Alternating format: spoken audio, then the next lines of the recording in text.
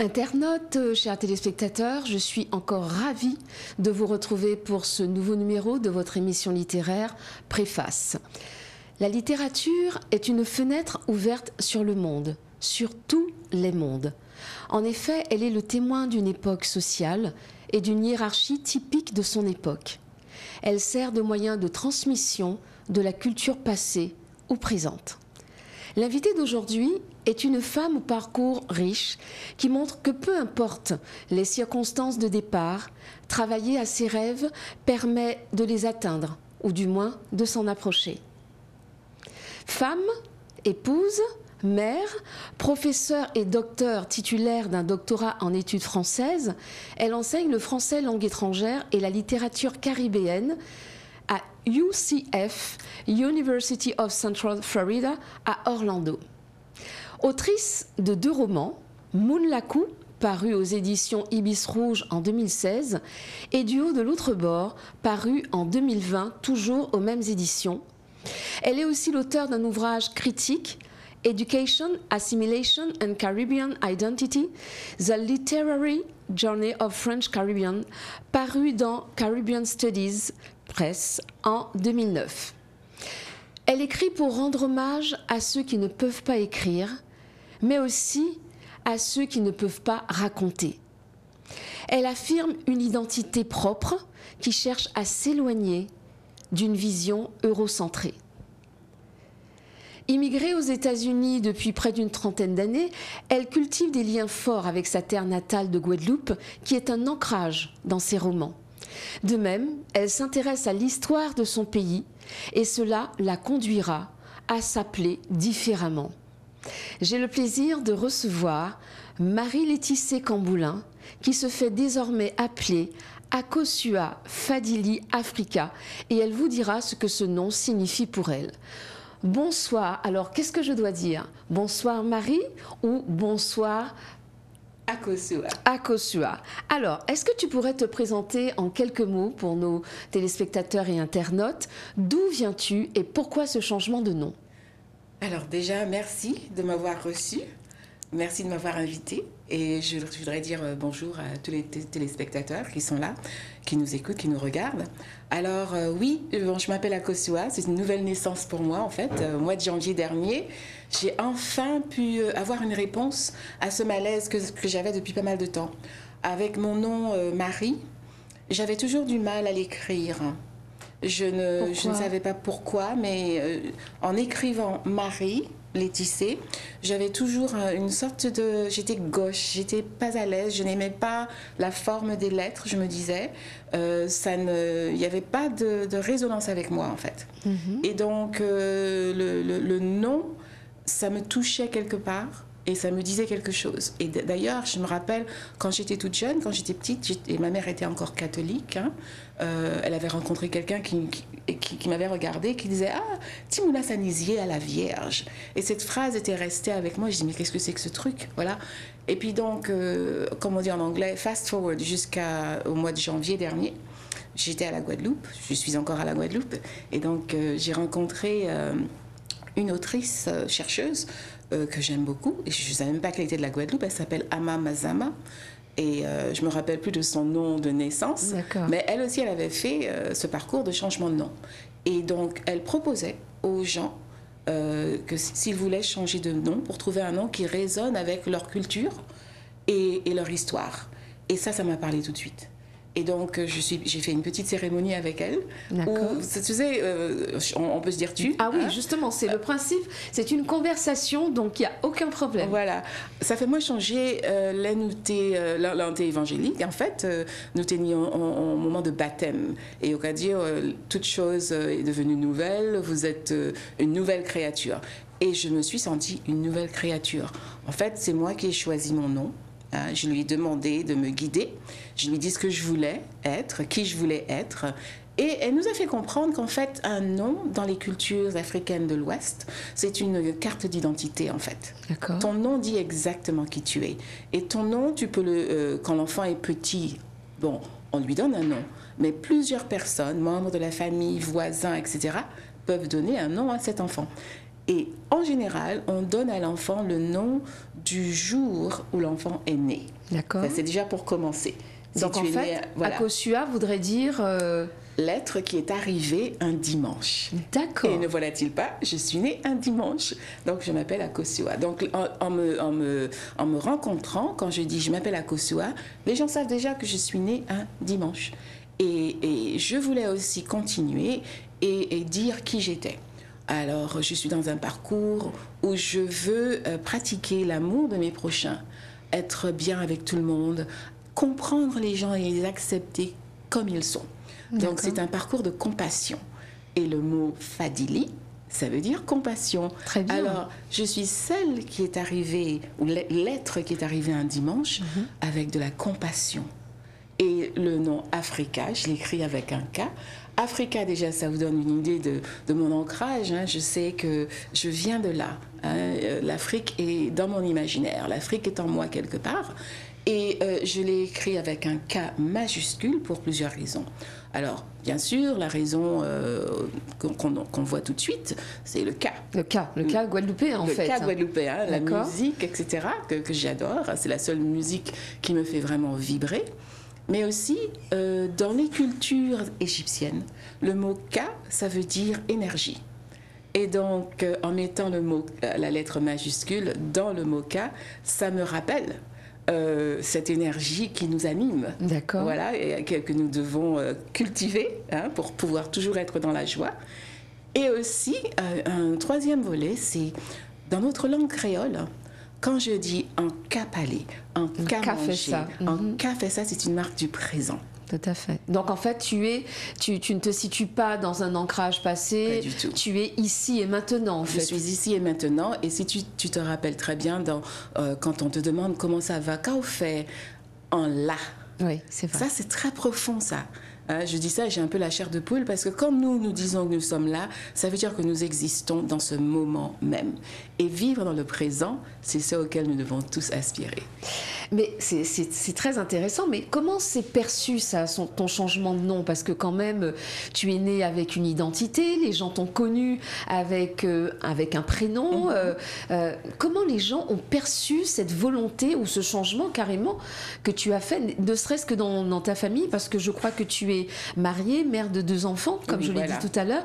Comment donc tes enfants, ton mari ont perçu cette volonté de changer de nom? Ça, c'est une belle question, mais mon mari, c'est Monsieur Camboulin. Et déjà, on se connaît depuis l'âge de 12 ans. On se comprend. Et il comprend mon parcours. Et nous nous sommes mariés il y a plus d'une trentaine d'années, il y a 33 ou 34 ans, je ne m'en pas changer.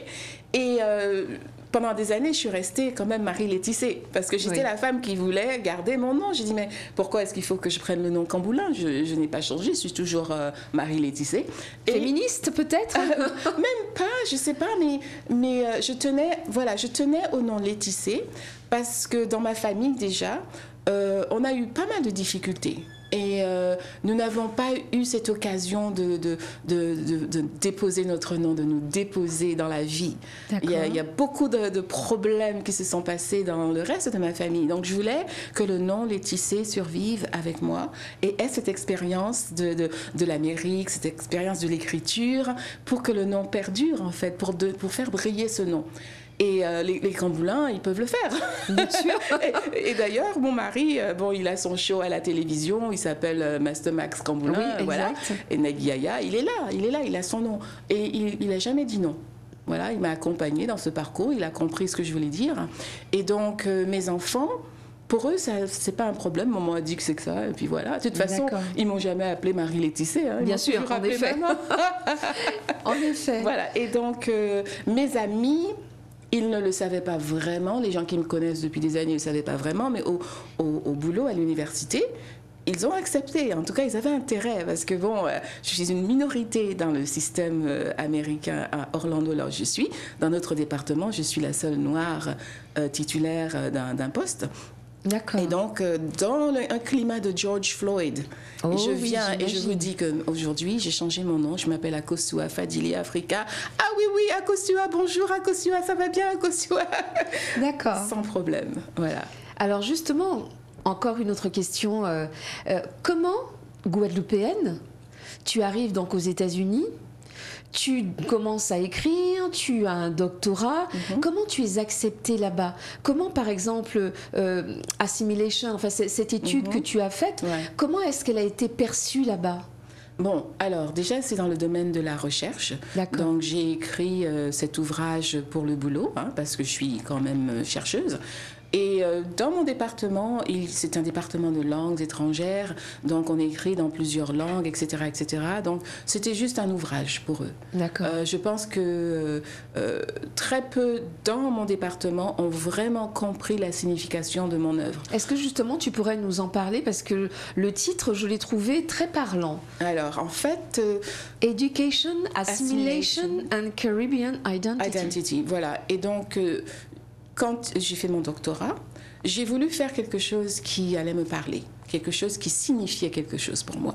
Et donc, je me suis penchée sur la Guadeloupe, évidemment.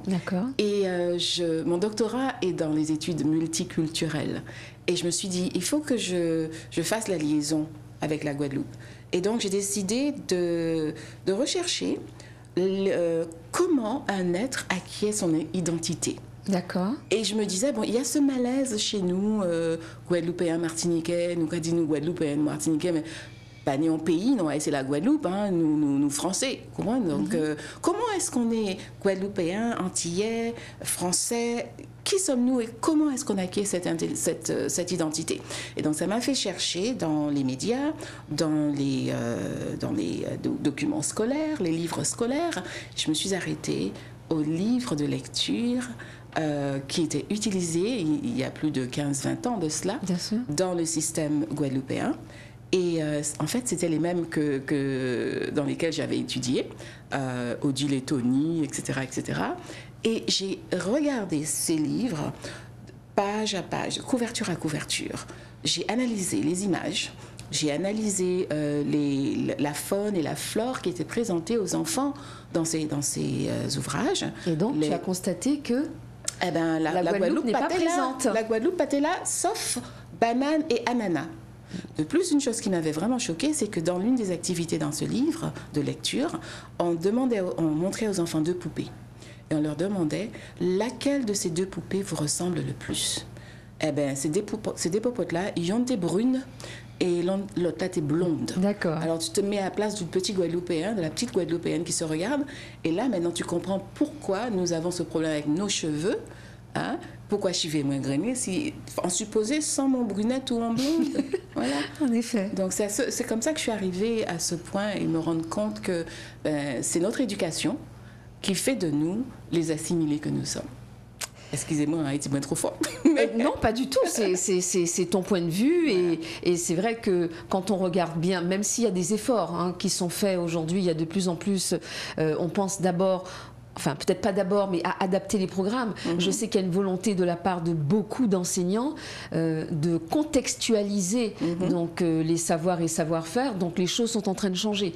Heureusement. Doucement, peut-être pas aussi vite qu'on aurait souhaité, mais les choses sont en train de changer. Voilà. Et donc, après ça, tu as écrit ce roman que j'ai énormément aimé, Moon Lakou. Un roman qui est à caractère, donc, si j'ai bien compris, autobiographique, n'est-ce pas? Plus ou moins. Tout d'abord, est-ce que tu peux expliquer aux téléspectateurs et aux internautes qui ont Lakou? En Guadeloupe, Kanoukacrier ont Lakou. Et qu'est-ce que ça représente en Guadeloupe, ont Lakou? Voilà, bien aimé qu'on a dit en Guadeloupe, parce qu'en Lakou, c'est différent, par exemple, en Haïti. Oui, c'est ça en vrai. Donc, pour moi, en Lakou, c'est une sorte de quartier qui fait comme ça. Moun commence à porter Kazayo en charrette, et bœuf. Il déposé Kazayo sur un terrain que notre moun teni. Et moun a dit oui, vous pouvez déposer là, et voilà, vous payez moins tant d'argent par mois. Et c'est comme ça, Lakou là, commencé. Donc, Lakou Montbruno, Lakou Popote, terrain Cayole, etc. Tous ces côtés-là, ça a commencé comme ça. Et moi, enlevé à dans un univers comme ça, où, bon, teni la riz, des tilaries. C'était en fait comme une sorte de toile d'araignée qui partait dans tous les sens. Et c'était la cour Montbruno, des familles qui se connaissaient de longue date, des gens qui arrivaient, qui s'installaient pour pouvoir aller travailler dans les villes parce qu'on quittait derrière la campagne. Alors justement, quand j'ai lu ton livre, ça m'a fait... penser un peu à ce dont parle Patrick Chamoiseau dans Texaco. Voilà, quand il parle de l'Enville. J'ai l'impression que dans les Lacous, on a effectivement toute cette ruralité qui arrive aux abords de Pointe-à-Pitre pour pouvoir sans doute chercher du travail, etc. Voilà. Une meilleure vie. Et quand je parle avec ma mère, elle me dit c'est ça, parce que son père, ma mère est du Moule. D'accord. Et donc son père qui faisait des roues de charrette, qui faisait qui faisait des maisons en bois, etc. Eh ben, tout à coup, ce genre d'occupation devenait difficile à gérer. Il n'y avait plus les moyens, donc il lui fallait trouver un travail. Donc il a pris toute sa famille, il a emmené à la Pointe, donc à Vieux-Bourg-Abîme, on était entre les deux. Hein. Exact. Et donc il a déposé sa petite maison là. Et les autres faisaient la même chose parce qu'il fallait trouver du travail. La canne ne payait plus autant et il fallait faire avec, il fallait se débrouiller. Donc c'est comme ça que les Lacous se sont formés. Et moi, je suis originaire d'une Lacou. De Lacou-Montbruno. Lacou-Montbruno. Alors justement, pourquoi as-tu voulu, dans cet ouvrage, dans ce roman, mettre à l'honneur cet espace singulier tout de même, un espace où règne quand même une forme de pauvreté, de misère. Pourquoi as-tu voulu rendre hommage à cet espace? Alors avant de te laisser répondre, donc je vais faire une petite lecture pour les téléspectateurs et internautes. Alors, étroite et défoncée par endroits, elle m'apparaissait telle une vipère s'allongeant avec nonchalance d'un bout à l'autre du quartier. Elle avait l'allure d'une commère vicieuse, comme il y en avait tant qui s'en allaient d'une démarche mi-temps, mi-temps moins, mi-temps, mi-temps moins, cherchant qui serait sa prochaine proie, victime de son venin engourdissant. Elle n'était ni droite, ni crochue. Elle avait de l'allure, la cour Montbruno. De ses hanches s'étiraient plusieurs autres petites artères qui s'enfonçaient dans nombre de directions. Une véritable toile d'araignée où maintes vies se perdaient, englouties par les entrailles voraces de la misère. J'ai beaucoup aimé donc cette description et je me dis, pourquoi as-tu voulu rendre hommage à ce quartier ? Ça m'a pris du temps. Ça m'a pris du temps parce que quand je grandissais à la cour Montbruno, c'était pas le regard que j'avais vraiment de la cour Montbruno. Parce que de tous les gens de la cour Montbruno, je sentais que j'étais la plus pauvre en fait, que ma mère et moi, on était les plus pauvres, les plus démunis. Et je regardais les enfants avec qui j'allais à l'école, ils étaient un peu mieux nantis que moi. Et enfin, je voyais ma mère et moi comme des gens qui n'étaient pas beaux du tout. Nous pas t'es belle, on t'es laide, on t'es en gros fond, et tout le monde a dit moi en gros fond. Tout ça, ça venait des entrailles de cette cour Montbruno. Et en grandissant, je me suis rendu compte que regarde qui tu es devenue, qui tu es, regarde ta mère, ce qu'elle a dû endurer pour que tu sois là où tu es. Et j'ai commencé à regarder ma mère avec un autre regard. Et très tard, j'étais, je sais pas, j'avais déjà la vingtaine, quand j'ai appris qu'en fait, j'étais le produit d'un viol. Oh. Et ça, quand je l'ai appris, j'étais comme toi. Oh. Et c'est pas ma mère qui me l'a dit. C'est ma meilleure amie qui me l'a dit après une discussion très chaude. Tu sais, quand tu parles à tes parents, tu es arrivé à un certain âge et ça va plus, tu éclates. Exact. Et j'étais en France à cette époque avec ma mère et nous t'es babier en termes de sortie en case là. Et c'est là, ce jour-là, que j'ai appris. C'est comme si ça a été vomi devant moi. Tu es le produit d'un viol et ta mère, elle t'a toujours gardé, elle a toujours été là pour toi. Et à ce moment-là, quand tu entends une telle nouvelle... Je trouve ça incroyable et je commence à regarder en arrière et je me dis, pagnon, seul moment qu'on voit que maman moi t'es aïe moi. En toujours voit si on madame qui t'est aimé moi, bah tu sais ce que j'ai pu te dire, elle n'était pas du tout affective. C'est ce que je vois dans le roman. Notamment, à un certain moment, tu lui reproches de s'occuper davantage de l'amoureux qu'elle a. Ah ouais. Il y a ce passage où tu dis que tu as faim et ce jour-là, elle va te donner une soupe froide. Ah ouais. Et tu te permettras ce jour-là de lui faire une remarque que tu regretteras rapidement. Ah oui. Puisque je crois que tu lui dis, prochaine fois, on y en soupe fouettement moins, enfin quelque chose de ce genre. Là, on y soupe fouette, bon moi, pas bon moi. Ouais. En pensée figure, moi sorti d'un salle là, il va dans notre. Ma mère m'a donné une de ces claques que les mamans savent donner. Mais moi, je ne comprenais pas que, bon, peut-être que c'était le seul moment de joie et de bonheur qu'elle avait avec cet homme. Et que moi, cette petite fille-là, j'ai faim, mais attends un petit moment, ou péquez-moi, sous faim, prends notre bras, tu vois. Oui. Et donc, mais quand même, des années après, j'ai compris. Et j'ai voulu rendre hommage à ma mère. Parce que c'est une dame qui n'a pas pu aller à l'école pour des circonstances, voilà. Et elle n'a pas vraiment appris à lire. Et elle a très bien su le cacher pendant des années, mais je savais. Hein.